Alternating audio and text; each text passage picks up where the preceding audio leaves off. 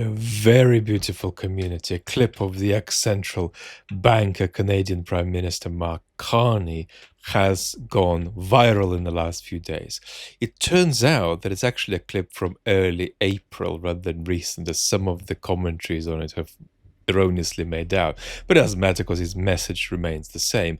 A message to Canadians about America, but also a message to America's allies about how to understand where America is now, really without illusion. Let's watch together, then react very briefly. The global economy is fundamentally different today than it was yesterday.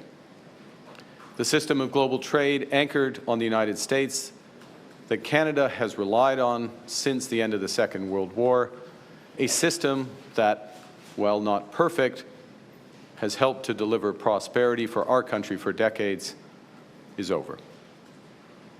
Our old relationship of steadily deepening integration with the United States is over. The 80-year period when the United States embraced the mantle of global economic leadership, when it forged alliances rooted in trust and mutual respect, and championed the free and open exchange of goods and services, is over. Well, this is a tragedy. It is also the new reality. So this is a kind of anti-Trumpist speech in the sense that it's reckoning not just with the truth, but with the prospect of reconciling your citizens to a truth. So to that extent, it's truthful politics. I think three issues arise. First is, if you're an ally of the United States, what do you do?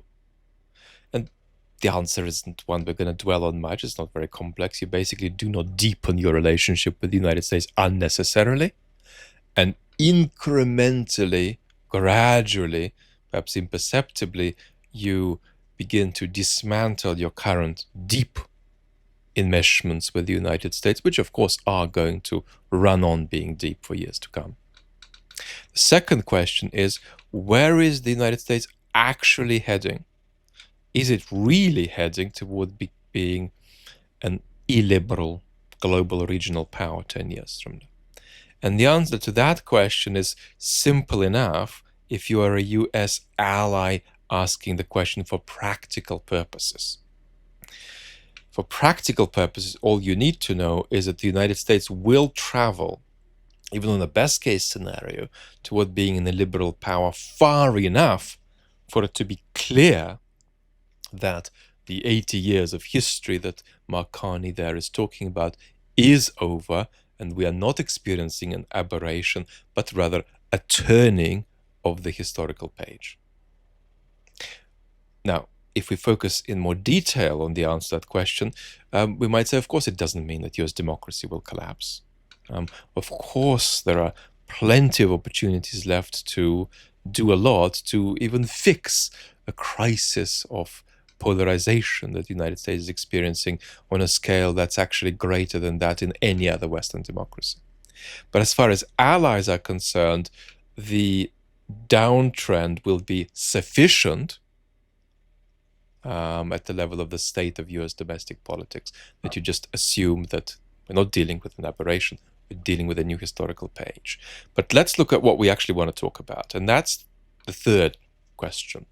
Whether what Carney is doing can be positively seen as constituting a wave of a new kind of a liberal international that's in resurgence because of Trump's recklessness and because of Trump's deleterious impact on authoritarian populists in US ally countries who are compromised by being in a situation of being somewhat allied to an orange wrecking ball that's attacking their country. And it's very important to not get hubristic here, partly for Fukuyamian reasons of us keeping sort of attached to the idea that the past just has to carry on being like the future, just has to carry on being like the recent past. It's not true. Our future now will look like the past in general more than like the recent past. And there is also an algorithmic impetus here, saying, has Trump just killed off authoritarian populist forces in Western countries is a very popular thing to say. It's a great way to get 1 million views on YouTube. But we have to be realistic and look at 3 domains when we think about this. Number 1, the state of the international order, the state of the international economy, number 2, and the state of the domestic politics of US allies, state of their democracies. And as well as doing that, we have to ask a basic question. What's going on when citizens become a little bit more skeptical of authoritarian populist forces in their country, when Trump's attacking their country and these forces are somewhat aligned with Trump? Is what's going on a reset to a technocratic center? Or is what's going on simply the point that this has not much to do at all with technocratic centrism versus authoritarian populism? It just has to do with the fact that citizens will be skeptical of politicians who are not standing up to bullies attacking their country. So the real logic there is not we're going to let go of authoritarian populists and revert back to centrist technocracy. The logic is we want our country stood up for when the orange wrecking ball is attacking it. And if that means asking for authoritarian populists who stand up to the authoritarian populist orange wrecking ball attacking us, so be it. This is not a centrist versus populism issue. This is simply about having your country stood up for. That's why in the medium term, if anything, Trump's impact will be to encourage authoritarian populism in ally countries rather than to diminish it, simply because of the extraordinary disinhibiting effect that Trump's recklessness generates. It makes certain things that you shouldn't say and certain things that you shouldn't do feel a bit more normal. There's a kind of a desacralizing effect. And because Western countries are in a somewhat domino relation with the United States, when bad habits become popular in America, it becomes harder to resist them in Europe. But let's look at these 3 domains. What's happening with the post-99 global order? Are we recovering it to some extent as some countries in the West are standing up to Trump? No. It remains a world of frenemies to a greater extent than it's ever been in recent times, a world in which countries are at once in an ally and in an enemy relationship.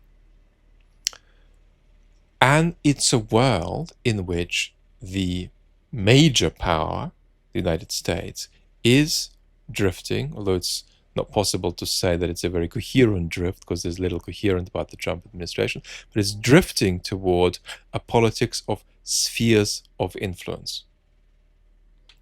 And that's a politics that's manifested not just in Trump's language, but also in Trump's approach, for instance, to the Russia-Ukrainian war.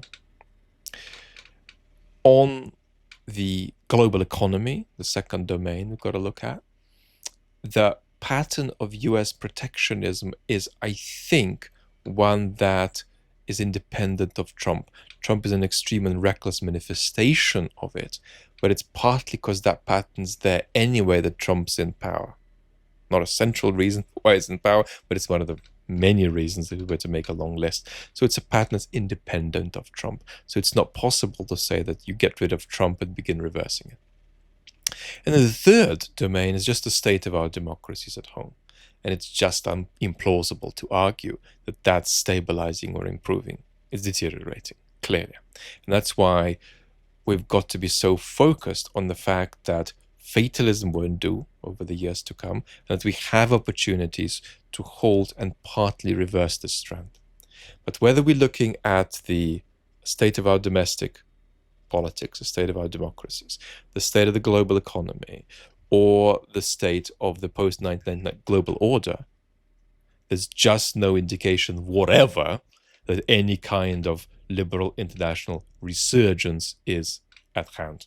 All we're really seeing is that we've had insults, economic nationalism, and kind of quasi-neoliberal imperial language coming out of Washington. We'll buy you, and if we can't buy you, we'll conquer you, even if you're an ally. And that's generated some pushback. But that pushback is not about centrism versus authoritarian populism. It's simply about the fact that when your country is getting bullied, you prefer political candidates who are going to stand up for you. Lots of love and Tuxin.